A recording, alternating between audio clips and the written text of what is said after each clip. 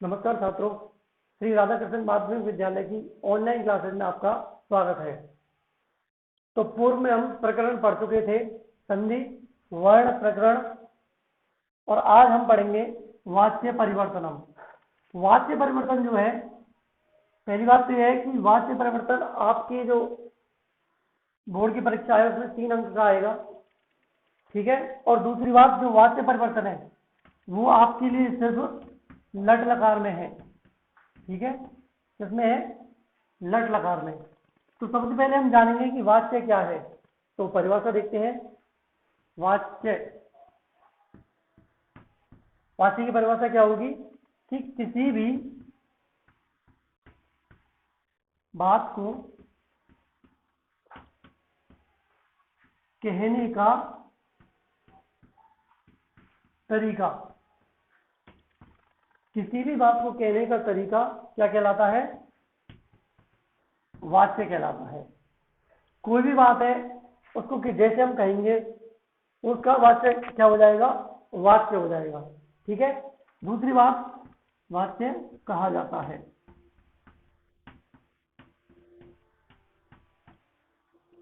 अब यदि हम बात करें कि वाच्य के प्रकार कितने हैं, वाच्य के क्या है? प्रकार है। तो वाच्य प्रमुख रूप से कितने प्रकार का होता है?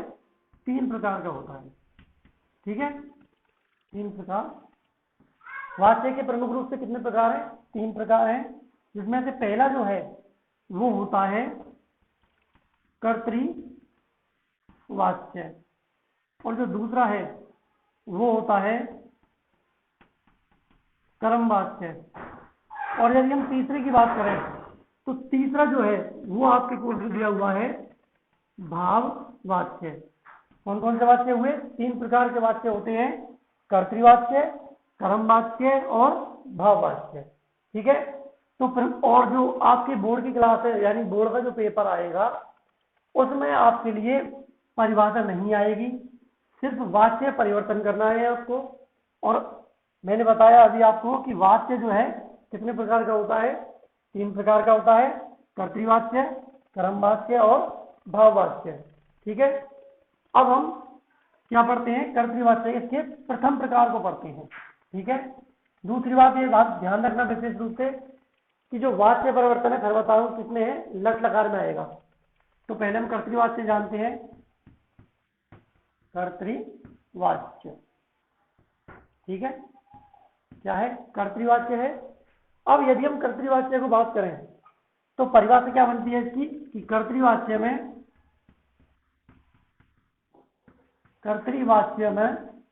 क्या होता है? इसका क्या है? नाम क्या है? कर्तृवाच्य, ठीक है। तो कर्तृवाच्य का मतलब हुआ, किसकी प्रधानता होगी इसमें? कि वह कर्तृवाच्य में कर्ता की प्रधानता होती है, ठीक है। कर्तृवाच्य में किसकी प्रधानता होती है? कर्तृवाच्य में कर्ता की प्रधानता होती है, ठीक है। और क्रिया क्या होगी? क्रिया लिंग कोमा पुरुष व वचन। क्या होगा? क्रिया लिंग पुरुष व वचन किसके अनुसार होगा? कर्ता के अनुसार होता है। कर्ता के अनुसार क्रिया किसके अनुसार होती है? लिंग, क्रिया लिंग पुरुष वचन किसके अनुसार होंगे? कर्ता के अनुसार होते हैं, ठीक है। क्या हो जाएगा कि कर्ता जो है उसमें कर्तृवाच्य में क्या होगा? कर्तृवाच्य में कर्ता की प्रधानता होगी, और क्रिया लिंग पुरुष वचन किसके अनुसार होंगे? कर्ता के अनुसार होंगे। दूसरी बात, कर्म जो होगा, कर्म में कौन सी विभक्ति होगी आपकी? द्वितीय विभक्ति होगी। क्या होगी? द्वितीय विभक्ति। कौन सी विभक्ति होगी? द्वितीय विभक्ति होगी। तो इसके लिए मैंने आपको पूर्व में बताया था कि शब्द रूपों को आपका ज्ञान होना जरूरी है। जैसे आप प्रमुख रूप से पुल्लिंग के शब्दों के लिए राम का रूप याद कर सकते हो, स्त्रीलिंग में रमा का रूप याद कर सकते हो, और नपुंसकलिंग में फल का रूप याद कर सकते हो, ठीक है। और यदि हम इसको संस्कृत में कहें इसी परिभाषा को हम यदि संस्कृत में कहें तो क्या होगा कि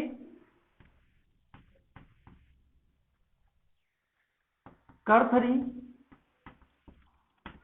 प्रथमा यत्र, यानी कर्तरी यानी यत्र वाली जहां, कर्तरी यानी कर्ता में क्या हो, प्रथमा हो, जहां कर्ता में प्रथमा हो। उसके बाद द्वितीयाश्च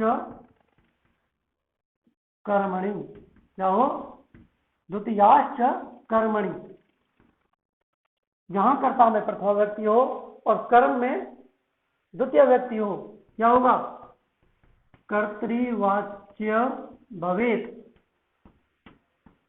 क्या होगा, कर्तृवाच्य भवेत, तत्र तु क्रिया अनुसारिणी।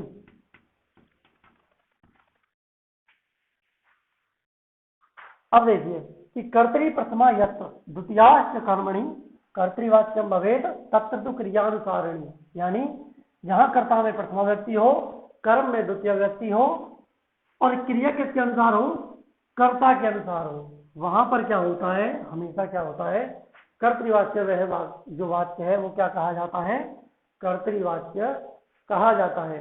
ठीक है, यदि हम इसको ऐसे समझें, कैसे कि कर्ता प्लस क्या हो जाएगा, सबसे पहले क्या होगा, कर्ता होगा, उसके बाद वो भी किसमें होगा, प्रथमा विभक्ति में होगा, किसमें होगा, प्रथमा विभक्ति में। उसके बाद क्या होगा, कर्म में क्या हो जाएगी, कर्म में द्वितीय विभक्ति होगी, क्या होगी, कर्म में क्या होगी, द्वितीय विभक्ति होगी, प्लस अब क्या बचा, क्रिया, क्रिया किसके अनुसार होगी, कर्ता के अनुसार, कर्ता जिस पुरुष तथा वचन का होगा, क्रिया भी उसी पुरुष तथा वचन की होगी, या फिर ऐसे कहें कि कर्ता मेरा जैसा होगा, क्रिया भी मेरी वैसी होगी। यदि कर्ता क्या है, प्रथम पुरुष एक वचन का है, मान लीजिए कर्ता किसका है, प्रथम पुरुष एक वचन का है, तो क्रिया भी क्या होगी, प्रथम पुरुष एक वचन की ही होगी। कर्ता यदि प्रथम पुरुष एक वचन का होगा तो क्रिया भी किसकी होगी, प्रथम पुरुष एक वचन की होगी। अब दूसरी बात यदि हम बात करें कर्ता की, यानी कर्ता क्या है, क्या किसे कहते हैं कर्ता, कर्ता किसे कहते हैं, तो कर्ता जो है जो कार्य करने में क्या हो, स्वतंत्र हो, जो कार्य करने में क्या हो, स्वतंत्र हो, क्या कहा जाता है, कर्ता कहा जाता है, कर्ता कहा जाता है। यदि हम इसके सूत्र की बात करें तो इसका सूत्र होता है स्वतंत्र कर्ता, कर्ता क्या है, स्वतंत्र है। ठीक है, तो कर्ता क्या हो जाएगा, कर्ता क्या होगा कि जो कार्य करने में क्या होगा, स्वतंत्र होगा, वो क्या कहा जाएगा, कर्ता कहा जाएगा। और इसके सूत्र यदि कारकों के अनुसार बात करें तो स्वतंत्र कर्ता, कर्ता क्या होता है, हमेशा स्वतंत्र होता है। ठीक है, अब यदि हम बात करें आगे, जैसे दूसरी बात, तो पहले अगर इनके पॉइंट बनाएं तो पहला पॉइंट तो क्या हो जाएगा, कर्ता में क्या होगी, प्रथमा व्यक्ति होगी, कर्म में द्वितीय व्यक्ति होगी और क्रिया किसके अनुसार आएगी, कर्ता के अनुसार आएगी। ठीक है, अब यदि दूसरी पॉइंट की बात करें, किसकी बात कर रहे हैं हम, कर्तृवाच्य की बात कर रहे हैं, किसकी बात कर रहे हैं, कर्तृवाच्य की। तो दूसरी बात ये कहती है कि क्या हो, क्रिया कैसी हो, सकर्मक हो। कर्तृवाच्य में क्या होगा, दो प्रकार की मतलब वाच्यों में दो प्रकार की क्रियाएं पाई जाएंगी, एक तो सकर्मक और दूसरी अकर्मक, दो प्रकार की क्रियाएं पाई जाएंगी वाच्य परिवर्तन में, एक सकर्मक और एक अकर्मक। ठीक है, सकर्मक क्या है, सकर्मक वो है जिसमें कर्म होगा, सकर्मक में क्या होना चाहिए, कर्म होना चाहिए। और अकर्मक क्या है, कर्म नहीं होना चाहिए, क्या नहीं होना चाहिए, कर्म नहीं होना चाहिए। सकर्मक क्या है, जिसमें कर्म होना चाहिए, और अकर्मक क्या है, जिसमें कर्म नहीं होना चाहिए। जैसे जैसे अपन देखते हैं, एक वाक्य देखते हैं, जैसे राम पुस्तक पढ़ता है, ये वाक्य है, ठीक है। राम पुस्तक पढ़ता है, तो राम क्या हो जाएगा, कर्ता हो जाएगा। दूसरी बात, पुस्तक क्या हो जाएगी, क्या कर्म कर रहा है वो, राम क्या कर रहा है, राम पढ़ता है, क्या पढ़ता है राम, पुस्तक। तो वो क्या कर्म कर रहा है, पुस्तक पढ़ने का कर्म कर रहा है। तो ये वाक्य क्या हुआ, ये वाक्य जो हुआ वो सकर्मक क्रिया का हुआ। और दूसरी बात, ये क्या कहलाएगा, कर्तृवाच्य। कर्तृवाच्य किस प्रकार इसको कहा जाएगा, ये समझते हैं हम। तो इसकी संस्कृत बनाते हैं। मैंने आपको पूर्व में बताया था कि जो भी नाम है वो किस में आएंगे, प्रथम पुरुष के कर्ताओं में आएंगे। तो राम क्या है, पुस्तक पढ़ता है, क्या हो जाएगा, राम। राम क्या है, प्रथम पुरुष का एक वचन है, क्यों, क्योंकि ये सिर्फ एक भी नाम है, ठीक है। तो राम है पुस्तकम। उसके बाद कर्म में कौन सी विभक्ति होगी, कर्म में हमेशा द्वितीया विभक्ति होगी। तो यहां पर क्या जाएगा, पुस्तकम, ठीक है। उसके बाद हमने क्या नियम बनाया था कि कर्ता मेरा जैसा होगा, क्रिया मेरी वैसी होगी। तो कर्ता क्या है, प्रथम पुरुष का एक वचन है, तो प्रथम पुरुष के एक वचन की किसमें, पढ़ता है। ध्यान रखना, मैं बता रहा हूं, क्रिया हमेशा लट लकार की ही चलेंगी वाच्य परिवर्तन में। और लट लकार की जो क्रिया है वो सरल है, पठसी पठतः पठन्ति, पठसी पठतः पठत, और पठामी पठावह पठामह, ठीक है, ये हुआ। तो अब बात करते हैं राम करता हुआ। तो राम पुस्तक कर्म हुआ, पुस्तकम पढ़ता है, तो क्या हो जाएगा, कर्ता क्या है, प्रथम पुरुष का एक वचन है। कर्ता क्या है, प्रथम पुरुष का एक वचन है। और कर्म में कौन सी व्यक्ति लगी हुई है, द्वितीया। तो क्रिया किसके अनुसार होगी, कर्ता के अनुसार होगी। तो यहां पर क्या आ जाएगा, पठति, क्या आ जाएगा, पठति, ठीक है। तो यह मैं समझता हूं कि अब आपकी समझ में आ गया होगा। दूसरी बात, तो कर्तृवाच्य के लिए हमको क्या है कि प्रमुख रूप से हमको वाच्य परिवर्तन करने के लिए क्या ज्ञान होना चाहिए, कर्ताओं का ज्ञान होना चाहिए। कर्म में कौन, कर्म में विभक्ति द्वितीय आएगी, तो रूपों को याद होना चाहिए। दूसरी बात, आपको लट लकार के सभी धातुओं में क्या याद करने हैं, रूप याद करने हैं, ठीक है। तो ये हो गया। दूसरे एक दो वाक्य अपन देखते हैं, जैसे मैं बाजार जाता हूं, मैं बाजार जाता हूं। तो मैं क्या हुआ, मैं की संस्कृत क्या होगी, अहम, क्या होगी, अहम। अब अहम क्या है, उत्तम पुरुष का क्या है, बहुवचन करता है, ऊपर एक वचन करता है, क्या है, उत्तम पुरुष का एक वचन कर्म करता है। दूसरी बात, बाजार, बाजार कहां जा रहा है, वो बाजार जा रहा है, कहां जा रहा है, बाजार जा रहा है। और बाजार की संस्कृत क्या होती है, आपणम, क्या होती है, आपणम। अहम आपणम, गम यानी जाना। लट लकार में कैसे रूप चलेंगे इसके, गच्छ की तरह, ठीक है। तो यहां पर क्या आ जाएगा, गच्छामि, क्या आ जाएगा, गच्छामि, अहम आपणम गच्छामि, ठीक है, क्या आ जाएगा, अहम आपणम गच्छामि। दूसरा यदि हम देखें, और देखते हैं एक दो वाक्य, वह बॉल से, ये वह पुस्तक पढ़ती है, वह पुस्तक पढ़ती है। कौन पढ़ रही है, पढ़ती है यानी लड़की पढ़ रही है। तो कर्ता क्या है, प्रथम पुरुष का ही है। तो यहां पर क्या जाएगा, सा, क्या कर्म कर रही है वो, पुस्तक पढ़ रही है, इसलिए कर्म में कौन सी विभक्ति लगाएंगे हम, द्वितीया, सा पुस्तकम। अब सा क्या है, प्रथम पुरुष का एक वचन है सा, ठीक है। तो यहां पर क्या जाएगा, पठति, क्या आ जाएगा, सा पुस्तकम पठति, ठीक है। और देखते हैं,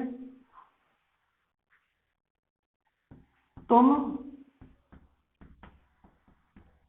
श्लोकों को पढ़ते हो, तुम श्लोकों को पढ़ते हो। तुम यानी जिन वाक्यों के शुरू में क्या है, तुम दोनों और तुम सब, वह सभी वाक्य किसके होंगे, कौन से पुरुष के कर्ता होंगे, वो सभी वाक्य, वो वाक्य जो होंगे मध्यम पुरुष के कर्ता होंगे। किसके होंगे, मध्यम पुरुष के कर्ता होंगे। ठीक है, अब तुम की संस्कृत क्या होगी, तुम श्लोकों को, किसको पढ़ रहे हैं, श्लोकों को पढ़ रहे हैं। तो श्लोक जो है वो राम की तरह अपन रूप चलाएंगे, तो द्वितीय व्यक्ति और क्या है, अनेक श्लोकों को पढ़ रहे हैं वो। ठीक है, क्या हो जाएगा, राम रामौ रामः रामम रामौ रामान, ऐसे ही श्लोक का हो जाएगा, क्या आ जाएगा, श्लोकान। कर्म में क्या होनी चाहिए, द्वितीय विभक्ति होनी चाहिए। क्या होनी चाहिए, द्वितीय विभक्ति होना चाहिए।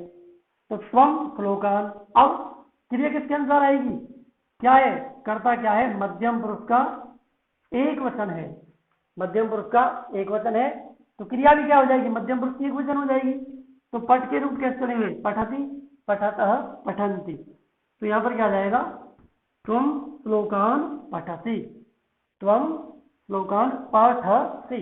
ठीक है, तो ये तो हुआ आपका क्या, कर्तृवाच्य। क्या हुआ, कर्तृवाच्य। फिर दोबारा से देखते हैं अपन कर्तृवाच्य कैसा होगा, कि जिसमें कर्ता की प्रधानता हो, कर्ता प्रथमा विभक्ति में हो, कर्म द्वितीय विभक्ति में हो, और क्रिया किसका अनुसरण कर रही हो, कर्ता का, वह क्या कहा जाएगा, कर्तृवाच्य। ठीक है, अब यदि हम इसके दूसरे की बात करें, बात की दूसरा इसका प्रकार है कर्मवाच्य। क्या है, कर्मवाच्य। देखो कर्तृवाच्य में, कर्तृवाच्य का जो था, कर्तृवाच्य जिसका नाम कर्तृवाच्य है, उसमें किसकी प्रधानता थी, कर्ता की प्रधानता थी। अब हम किसकी बात कर रहे हैं, कर्मवाच्य की। तो इसमें किसकी प्रधानता होगी, इसमें प्रधानता होगी कर्म की। ठीक है, परिभाषा उसी प्रकार बनेगी कि जिसमें किसकी प्रधानता हो, कर्म की प्रधानता हो। क्या हो, जिसमें कर्म की प्रधानता हो। ठीक है, और क्या, लिंग पुरुष वचन किसके अनुसार हो, कर्तृवाच्य में किसके अनुसार थे, कर्ता के अनुसार थे। लेकिन यहां पर जिसमें लिंग पुरुष वचन किसके अनुसार हो, कर्म के अनुसार हो, कर्म के अनुसार हो। कर्ता क्या हो, जिसमें कर्म की प्रधानता हो, लिंग पुरुष वचन कर्म के अनुसार हो। दूसरी बात, ठीक है, यहां सभी धातुएं किसकी होंगी, आत्मनेपदी की, आत्मनेपदी की। कर्म वाक्य में जो रूप चलेंगे, उनमें जितनी भी क्रिया होंगी वो सब किसमें चलेंगी, आत्मनेपद में चलेंगी। ठीक है, और दूसरी ये हो गया। उसके बाद अब यदि हम इसके बात करें कर्ता की, तो कर्म वाक्य में जो कर्ता होगा, क्या होगा, कर्ता किसमें होगा, हमेशा तृतीय विभक्ति में। किसमें होगा, तृतीय विभक्ति में। कर्तृवाच्य में कर्ता हमेशा कौन सी विभक्ति में था, प्रथमा में था। लेकिन कर्म वाच्य बनाते समय कर्ता जो होगा वो कौन सी विभक्ति में होगा, तृतीय विभक्ति में होगा। दूसरी बात, कर्म की बात करें, क्योंकि कर्म इसमें प्रधान है, तो कर्म वाच्य में जो कर्म होगा वो हमेशा होगा प्रथमा विभक्ति में। किसमें होगा, प्रथमा विभक्ति में। अब क्या बचा, अब बची आपकी क्रिया। तो जो क्रिया है, नाम क्या है, कर्मवाच्य है, और परिभाषा क्या लिख रही है कि क्रिया क्या हो, कर्म की प्रधानता हो, लिंग पुरुष वचन क्रिया किसके अनुसार हो, कर्म के अनुसार हो। तो कर्म कौन सी विभक्ति में होगा, प्रथमा विभक्ति में होगा। तो क्रिया हमेशा क्या होगी, क्रिया किसके अनुसार होगी, कर्म के अनुसार होगी। किसके अनुसार होगी, कर्म के अनुसार होगी। ठीक है, तो ये हो गया आपका कर्मवाच्य। कर्मवाच्य की पहचान कैसे करेंगे अपन, कि जिसमें कर्म की प्रधानता हो, लिंग पुरुष वचन क्रिया किसके अनुसार हो, कर्म के अनुसार हो। और सबसे बड़ी बात, यहाँ सभी धातुएं किसमें होंगी, यानी सभी धातुओं के रूप किसमें चलाए जाएंगे, आत्मनेपदी में। ठीक है, ये इसका शॉर्ट है। कर्ता तृतीय विभक्ति में होगा, कर्म में प्रथमा विभक्ति होगी, और क्रिया कर्म के अनुसार होगी। ठीक है, तो ये हुआ आपका। अब यदि दूसरी बात, यहां पर जो क्रिया वो क्या होगी, क्रिया जो होगी यहां पर क्रिया हमेशा सकर्मक होगी, यानी वाक्य में क्या होगा, वाक्य में हमेशा, वाक्य जो होगा उस वाक्य में हमेशा क्या होगा, कर्म होगा। कर्म जो होगा वो, जैसे अपन कर्तृवाच्य की बात करें तो कर्तृवाच्य में भी कर्म था और वाक्य क्या थी, सकर्मक थी। तो उसका परिवर्तन जब ही होगा जब आपकी जो कर्म है वो क्या हो, मतलब क्रिया जो हो सकर्मक हो। ठीक है, सकर्मक, जैसे एक वाक्य देखते हैं अपन, स पुस्तकम पठति। ठीक है, स पुस्तकम पठति, ये वाक्य था। अब यदि हम इसको बदलें, कर्म वाच्य में बदलें तो से कर्ता किसमें चला जाएगा, तृतीया में, तेन पुस्तक क्या क्या रहेगा, पुस्तकम ही रहेगा, और उसके बाद पठ का क्या हो जाएगा, पठ्यते। ठीक है, इसका आपको अभी बताऊंगा मैं। तो ये क्या है कि कर्ता जो है, कर्म कर्तृवाच्य में कर्ता प्रथमा में है, कर्म में द्वितीय व्यक्ति है, और क्रिया किसके अनुसार है, कर्म के कर्ता के अनुसार है। लेकिन कर्म वाच्य में कर्ता किसमें है, तृतीय व्यक्ति में है, और कर्म क्या है, प्रथमा व्यक्ति, और क्रिया किसके अनुसार है, कर्म के अनुसार है। ठीक है, तो ये तो हुआ आपका कर्म वाच्य। क्या हुआ, कर्म वाच्य। उसके बाद यहां पर जो रूप चलाए जाएंगे मूल धातु में, कर्म वाच्य में, किसमें, कर्म वाच्य में क्या होगा, मूल धातु में यह जोड़कर, क्या जोड़कर, यह जोड़कर, मूल धातु में यह जोड़कर रूप चलाए जाते हैं। मूल धातु में यह जोड़कर रूप चलाए जाते हैं। मूल धातु में यह जोड़कर रूप चलाए जाते हैं। जैसे मूल धातु आपकी, जैसे पट है, पट मूल धातु है, तो क्या जुड़ जाएगा इसमें, यह जुड़ जाएगा, क्या हो जाएगा, पठ्यते, क्या हो जाएगा, पठ्यते, क्या जोड़ दिया जाएगा, यह। जो मूल धातु होगी उसमें क्या जुड़ेगा, हमेशा यह जुड़ेगा। ठीक है, तो ये तो हुआ आपका कर्म वाच्य। और अब देखते हैं अपन आत्मनेपद, यानी आत्मनेपदी क्या होता है। आत्मनेपदी की धातुएं कैसे कही जाती हैं, कि ऐसी धातुएं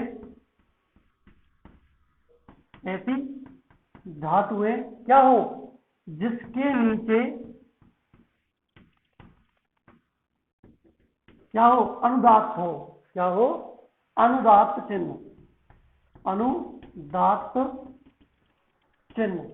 ऐसी धातुएं जिसके नीचे क्या हो, अनुदात्त चिन्ह। अनुदात्त चिन्ह का मतलब क्या होता है, नीचे क्या हो, आड़ी रेखा हो, क्या हो, नीचे आड़ी रेखा हो, आड़ी रेखा यानी यूं। तो वो सभी जो धातुएं होंगी वो सभी धातुएं किसकी होंगी, आत्मनेपद की होंगी। जैसे याच, सेव, एव, ये सभी जो धातुएं हैं किसकी होंगी, ये सभी धातुएं हमेशा आत्मनेपद की होंगी। ठीक है, तो ये आपके क्या था, ये आपका कर्तृवाच्य और कर्मवाच्य है। अब ठीक है, उसके बाद हम आपको विशेष रूप से पुरुष, लिंग, वचन, कर्ता सब का ध्यान रखना है। ठीक है, उसके बाद हम कल इसी चैप्टर को पढ़ाएंगे दोबारा से। और आपके लिए क्या बच रहा है, वाच्य भाववाच्य बचा हुआ है। और इसके लिए आपको विशेष रूप से क्या ध्यान रखना है, शब्द रूपों का विशेष रूप से ध्यान रखना है, और धातु रूप भी आपको विशेष रूप से ध्यान रखनी है। आज के लिए इतना ही, धन्यवाद।